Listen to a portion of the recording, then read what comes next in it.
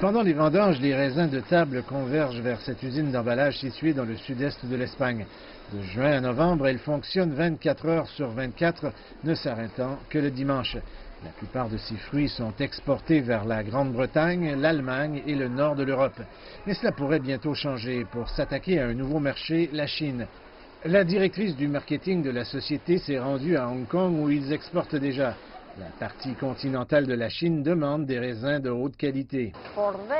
Pour eux, un fruit est comme un gâteau. C'est le plus beau cadeau qu'une personne puisse recevoir. Ils aiment donc les gros fruits, la bonne couleur, les fruits sucrés.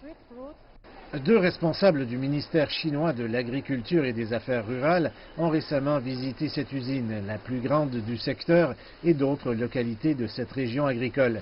Ils examinent de près la production de raisins, la qualité et l'assainissement à mesure que l'accord d'exportation se rapproche. Tout le monde ici porte des vêtements spéciaux pour protéger les raisins. La dame nettoie les raisins. Ces raisins viennent directement de la ferme. Ils ont été cueillis ce matin. La région de Murcie produit annuellement 185 000 tonnes de raisins de table sans pépins, le plus grand volume d'Espagne, avec des revenus d'environ 350 millions de dollars. Au cours des 15 dernières années, la production de raisins de table dans cette région d'Espagne a doublé et la poussée imminente vers la Chine et d'autres pays asiatiques pour de nouveaux marchés d'exportation pourrait faire exploser cette production.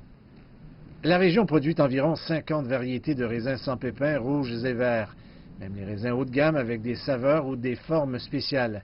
Tous sous des couvertures omniprésentes de protection contre le soleil et la grêle occasionnelle. Le responsable de l'Association des producteurs et exportateurs de fruits a déclaré que la Chine était la prochaine étape. Les exportations de raisins commenceraient environ 2 ans après un accord précédent pour expédier des pêches et des prunes produites ici jusqu'en Chine. L'Europe est un marché où tout le monde vend. C'est bien réglementé, mais avec beaucoup de concurrence. Notre secteur veut donc diversifier ses activités et ne pas concentrer les risques sur un seul marché. Les autorités chinoises et espagnoles devraient signer prochainement l'accord commercial sur les raisins de table afin que les fruits de la nouvelle récolte, à partir de juin prochain, puissent être envoyés en Chine.